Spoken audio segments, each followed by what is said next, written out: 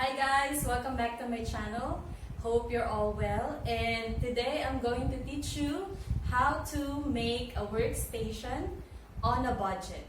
So I know everybody's on a work from home setup right now.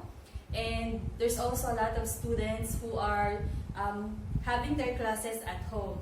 So let's create a workstation or a study area wherein we don't have to spend that much. And that's what I'm going to teach you today. But before we do that, please don't forget to hit the subscribe button for more videos. And come on, let's do it!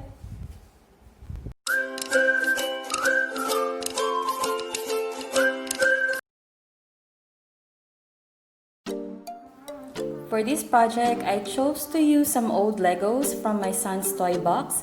I decided to form them into letters that spells his name. And here, I use a hot glue to stick them into a piece of paper, which I will be cutting later on. So don't throw those Legos, guys, because they could be useful.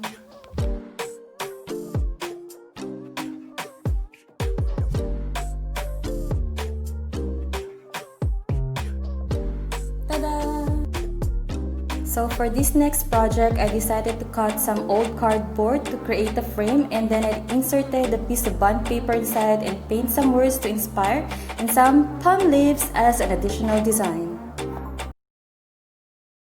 Home center, mag-check ako ng mga pwede nating gamitin for organizing the desk.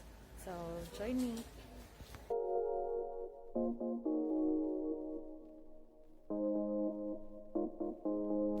Home center has a lot of storage items to choose from.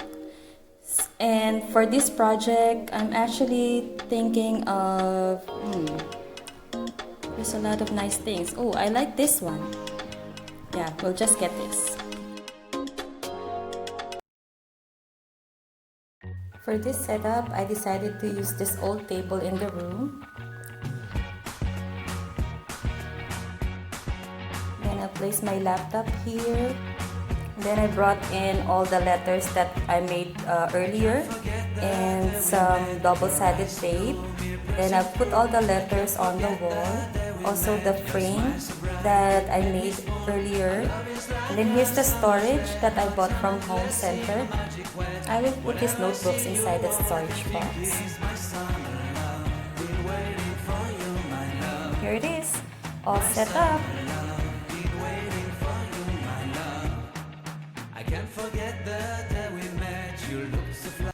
So that's it for today's video, guys. I hope you learned something from this one.